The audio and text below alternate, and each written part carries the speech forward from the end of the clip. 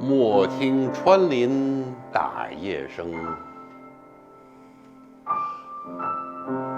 何妨吟啸且徐行。一次偶然的机会，我也上电视去演了一个小品。玉兰，开门呐！洋腔洋调的说土话嘛，一下就爆了。44十是10，14是14，40是40。文化自信，哎，我们中国传统文化是有价值，外国专家都肯定了，我就成了外国专家了。老师别帮我拍主线了。哪个？有我。我觉得我上了4次春晚是一种非常高的荣誉。大山这个现象，它不是一个喜剧现象，它是一个文化现象。我们可以鼓掌了，欢迎大山老師啊！不是我消失了，是你消失了，你没關注我。原來讓人哈哈笑，現在你讓人哭了。悲在8月秋高風怒號，駕一葉之扁舟，舉匏樽以相屬。馬上出發，我的理解就是繼續往前走，別停。61含苞待放。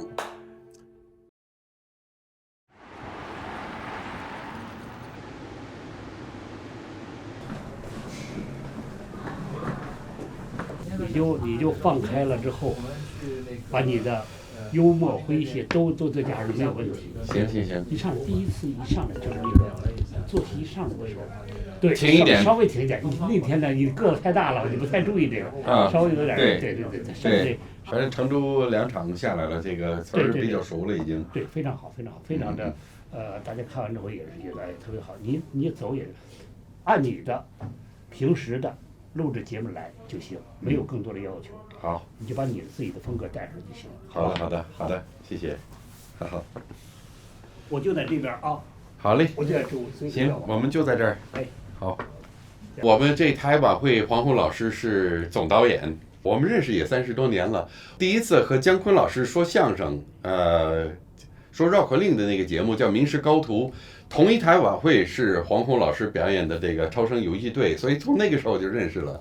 我是在加拿大學了4年的中文，才第一次到中國來，拿着一個這個兩國互換學者的一個獎學金，被派到北京大學。來的時候呢，就是特別想找一些深入生活的，跟普通老百姓一起交流的，學習生活中的語言。所以那個時候就學了很多當時最火的這個馬季呀，這個姜昆、唐傑忠。牛群、馮鞏啊，聽他們的那時候都是卡帶嘛，是對。後來一次偶然的機會，我也上電視去演了一個小品。玉蘭，開門吶！你是誰呀？我是大山。洋腔洋調的說土話嘛，就這麼一個土洋結合的一個節目，一下就爆了。我們大概是12月中錄像吧，元旦播出。第2天，我從我們北大外國留學生宿舍走出來，上街就有人認出來，哎，這不大山嗎？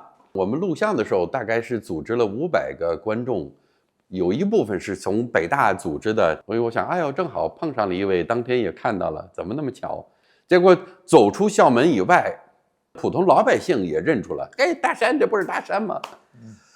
那時候還不叫大山，我中文名字叫陸世偉，後來就因為所有的人都認為我叫大山。乾脆這個中文名字就改了。隨後大概是元宵節的時候，又上了一個節目，又認識了這個姜昆老師，就開始跟他越來越熟悉了。我們北大外國留學生處的一個負責文體活動的一個老師叫大王老師，向姜老師推薦說，你看這個外國學生啊，這個現在也出名了，漢語說得不錯，而且特別喜歡聽相聲，你看你能不能收個外國徒弟？所以呢，這個事情是這麼促成的。接下來呢，第2年的同一台晚會，90年元旦晚會，和姜昆、唐傑忠2位老師同台演了一個叫《名師高徒》的一段相聲。那麼從第一次出現洋腔洋調去說北京土話，就變成了和當時頂級的相聲演員同台演出。而且呢，節目設計就是我漢語說的比他們還好，就這麼一個。就是又上了一層，這個基本上就鞏固了一個知名度，不僅是曇花一現的一個小品，而且是正式拜師入這個相聲家譜裡的一個外國人。然後呢，從那一步一步的繼續往下走。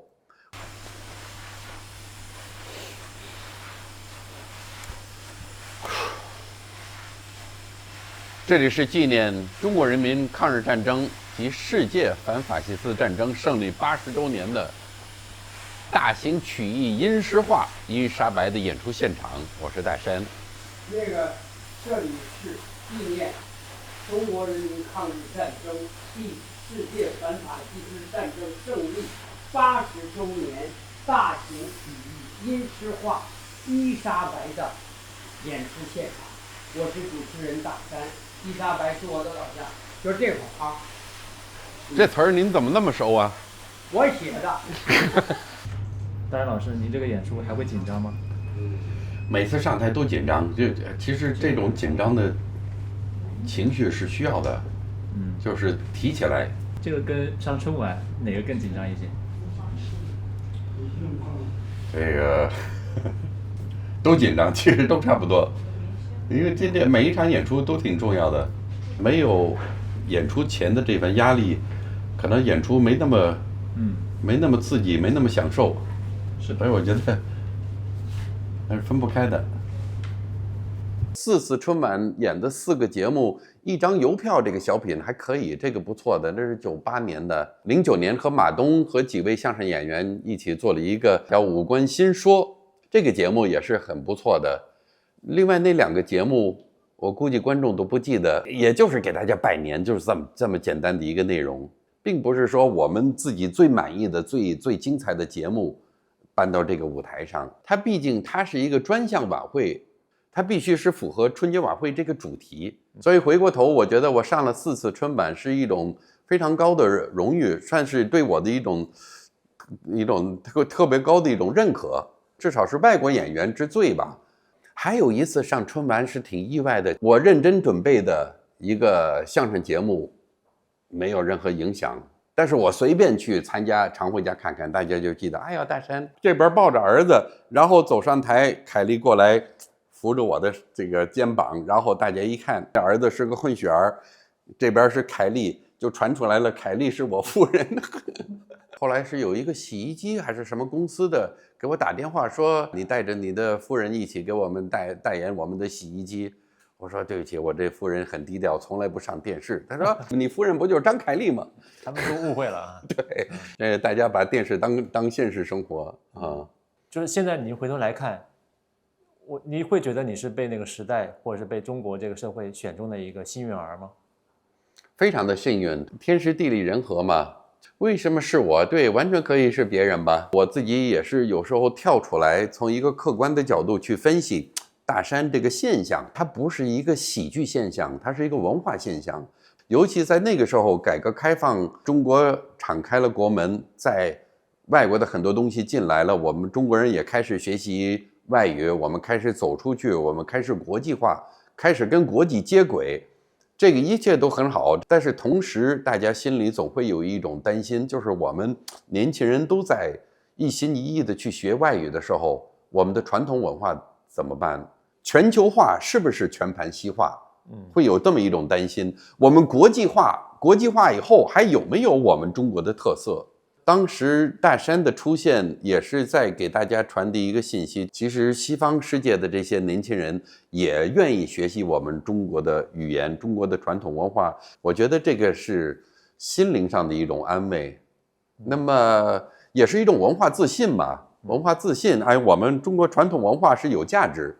大山老師送你一下我們經典的公仔，騰訊是企鵝嘛，然後就馬年，這是個馬的形象。提前祝您馬年大吉，謝謝，也祝您今天演出馬到成功，謝謝。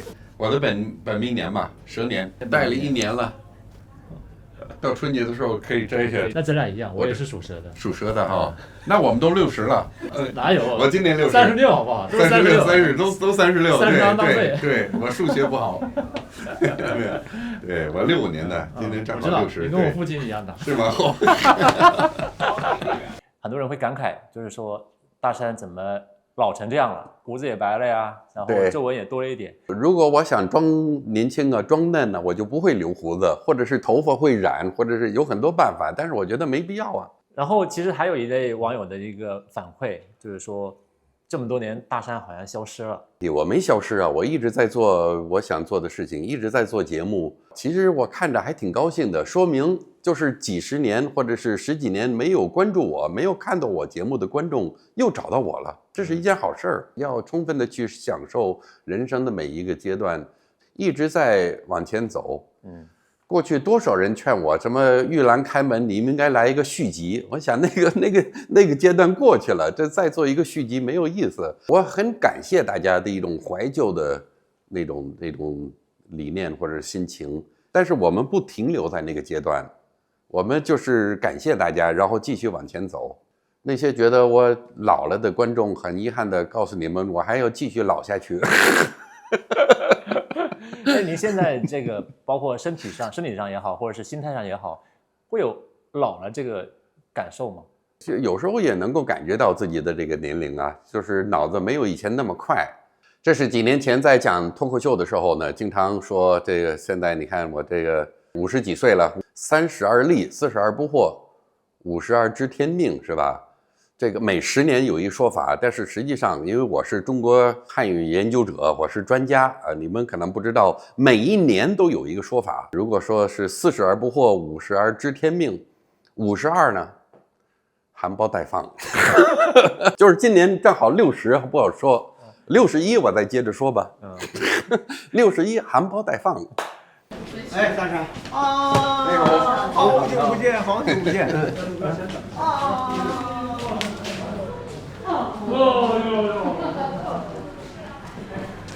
我看您，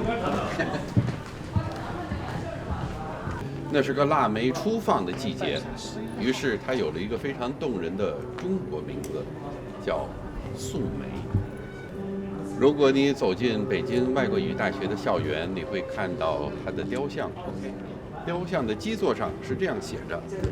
好，所以那什麼呢？開始的第一幕我是到下邊，這是在那個樂池，從樂池裡升上來。從這走進去。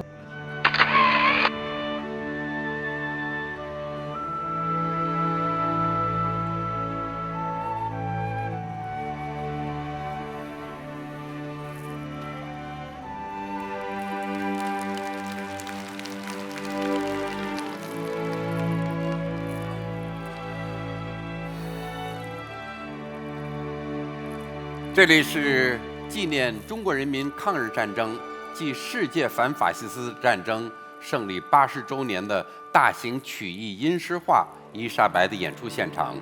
我是你們的老朋友大山，大家晚上好。我手裡拿着一本書，這書的題目叫《我用一生愛中國》。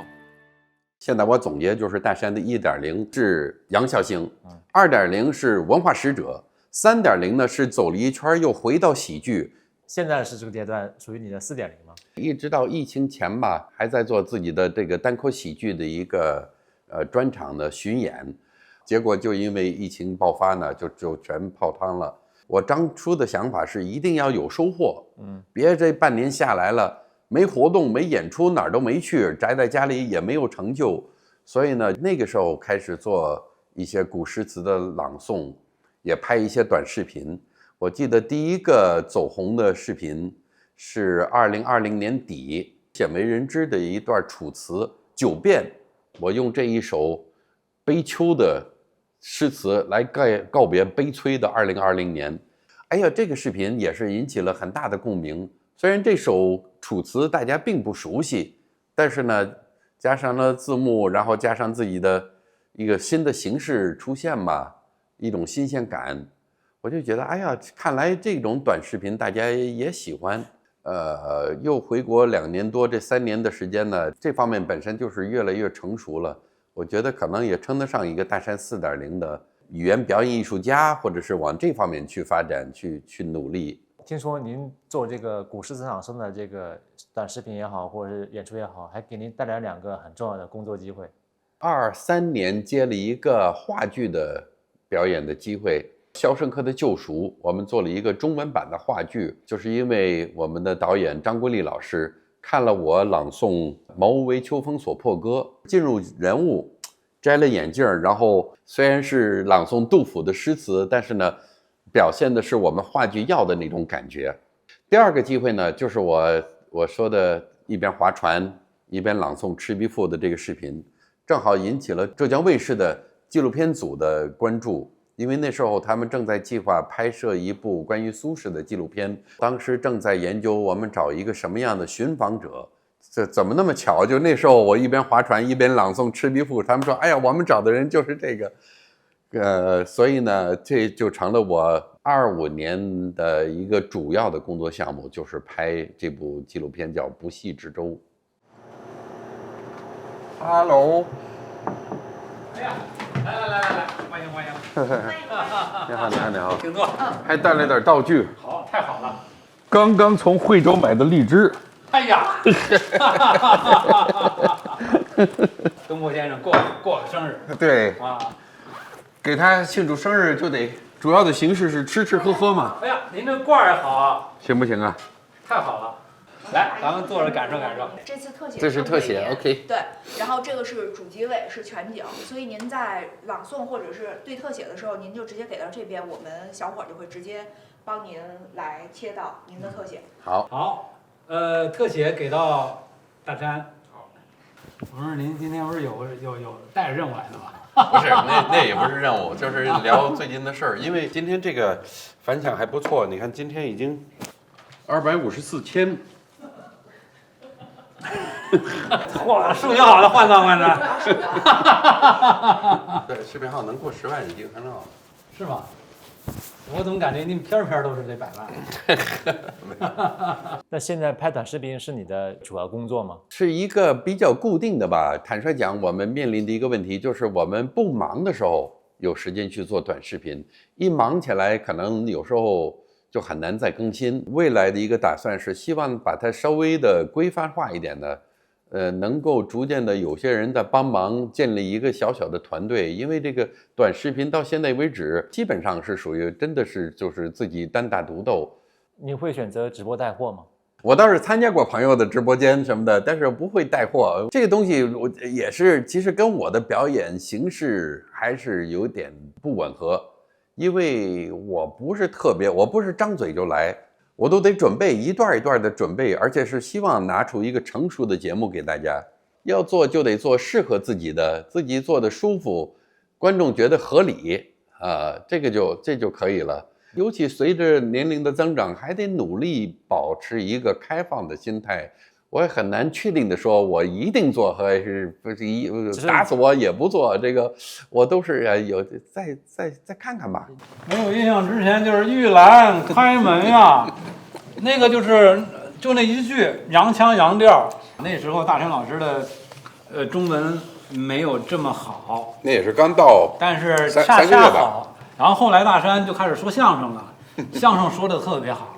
那個時候相聲和什麼傳統相聲還不太一樣，但那個時代的相聲針砭時弊，新相聲為主，新相声是吧？對，直接就占滿了我們所有的記憶。因為大山確實是中國人民的朋友，最難得的是您一轉，讓我們這個70後一下就給震了，蓋了帽了。原來就是看着好樂，就是跟那個脫口秀一樣，就開心。但是一下你現在注入人的心靈了，原來讓人哈哈笑，現在您讓人哭了。您覺得為什麼你來朗誦這個古詩詞，大家會喜歡看呢？我覺得首先我朗誦的大部分還是大家非常熟悉的，甚至是我們教育大綱裡大家都學過的。中國觀眾還是很喜歡從另外一個角度去看他們本來就很熟悉的文化。我就把自己的更多的一些東西帶進來，就盡量讓它貼近我們現在的生活，把它的國際意義、全人類的一種普遍意義表現出來。我覺得這個就是我帶來的一個新鮮的視角。但是呢，我尤其是作為一個外國人去學，就一定得做好功課，真正吸收了、理解了，再加自己的一種演繹、一種表現，反覆磨練。聽聽反饋，再做得更好一點。比方說前年比較有影響的一個在湖上一邊划船一邊朗誦《赤壁賦》的一個片段，應該是錄了22遍，然後最後播出的是倒數第3遍吧。就是我希望每做一個節目是一個節目，咱們別胡來。可以了，可以了。開始了。今天是一個非常特別的日子，今天是1月8日，是蘇軾誕辰的989周年。所以今天我們還邀請了我們的好朋友，著名表演藝術家，中國人民的好朋友大山老師。謝謝，歡迎，我們可以鼓掌了，歡迎大山老師啊！吃點好的東西，喝點小酒啊，一起朗誦蘇軾的經典的作品，來追思這位有趣的靈魂。故國神遊，多情應笑我，早生華髮，人生如夢。一尊還酹江月。这朗诵詩之前，先得把這杯子喝乾淨了。這可以來這個動作，還酹江月。從您的這個1.0、2.0、3.0、4.0，大山這個形象，或是您這個人，是在不斷的跳出自己的所謂的舒適圈，然後去到了另外一個未知的一個領域。驅使你這麼做的一個最根本的一個核心的動力或者是動機是什麼？我總是希望做一些新鮮事兒，就是自己有成就感、有進步感。要不斷的去創新、去探索、去做一些挑戰自己的事情。下一步，我還是特別希望能夠把這些詩朗誦的做成一個完整的一個現場演出的一套節目，舞台的設計啊，音樂的配合，加上和觀眾的這種互動，或者是一個戲劇化，一個舞台劇，然後再下一個目標啊，就再說了。一點一點來，就是這樣，從一開始到現在就一直就這麼一步一步來。我們鞏固一下4.0，然後等我奔7的時候再想想大山5.0。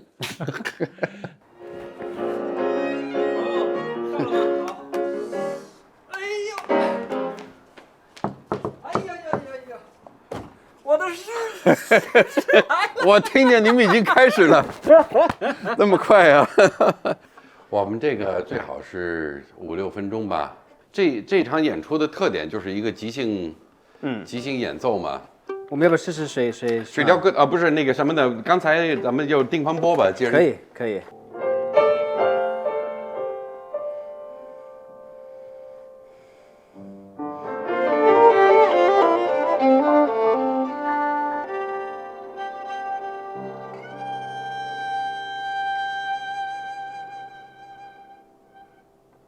莫聽穿林打葉聲，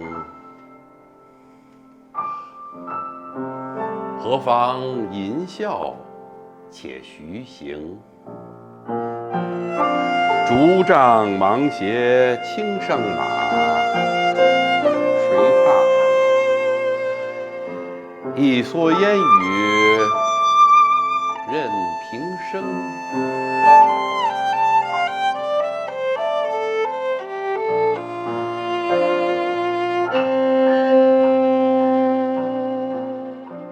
其實我們很早就認識，因為他是我的師叔，他也學過相聲，拜丁廣泉為師啊。丁廣泉是我的師爺，所以論起輩兒來，這是我的師叔，我非常尊敬的師叔。不敢。也是就是非常有緣。《肖申克的救贖》中文版話劇，莫凌峰是被請來做作曲，但是呢，因為他長得比較像個監獄裡的壞人，所以呢，也順帶着讓他客串一個角色。我們巡演過程中就是那個《肖申克》嘛，其他時間不是練台詞，就是想着這些詩朗誦的事兒，真的分分鐘。兩位老師怎麼理解就是用交響樂來配中國的古詩詞？會擔心有一些觀眾不是很能接受啊？這個擔心倒沒有，我是覺得其實也應該這麼發展吧。如果想要這些東西國際化的話，那是不是有不同角度去解讀，不亦樂乎？很多評論說你這些朗誦呢很好，要用民樂就更好了。但是我的意思呢，我想就是用民樂去配樂，那是非常常見的一種事情。我們的特點，我們的優勢是國際化，所以我们應該盡量的在尊重原文、對尊重傳統文化的基礎之上，盡量的把自己的一些理解、自己的一些文化因素帶進來，讓它更好的走出去，走向國際，而不是突出中國文化的獨特性。所以呢，我覺得文化是多面的，就是我們並不是說我們是最權威的或者最好的，但是我們是一種嘗試，我們也沒打算壟斷這個市場，就希望有我們一席之地就行了。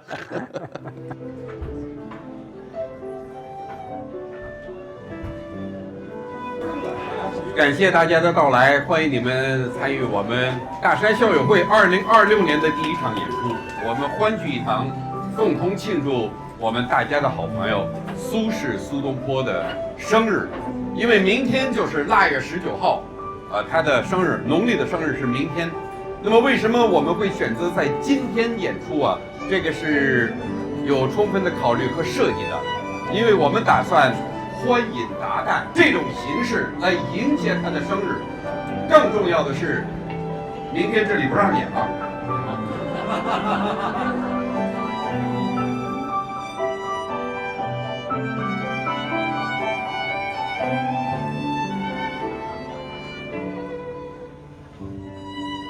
料峭春風吹酒醒，微浪。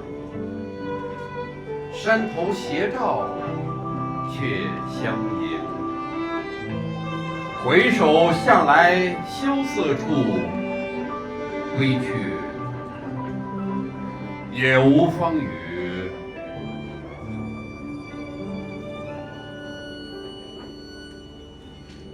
也無情。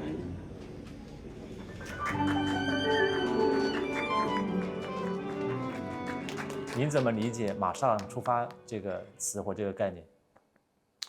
我其實從很早的時候我就感覺我一步一步發展，其實就是有一種大致的方向。比如說我的方向，我就想學好中文，我就想做一些有意思的中西之間的一些交流，看哪兒有機會，哎，一個非常偶然的機會，讓你上電視去演個小品行不行？這個機會來得非常偶然，但是呢，它符合我自己的一個總體的一個目標，我就選擇了這個機會。比較成功的幾部，很多不是自己從頭到尾設計出來的，是因為有一個大致的方向，然後一個偶然的機會來了，適合我、符合我的這個方向，它就變成了一種必然。馬上出發，我的理解就是繼續往前走，別停，哪怕不是你想象的一步，它只要能夠幫助你向前發展，這一步也該走。目的地不一定很清楚，但是呢，只要步子的方向對，那就一步一步的邁過去吧。大家聽夠了嗎？再嗨一會兒吧，我們的酒席還在繼續。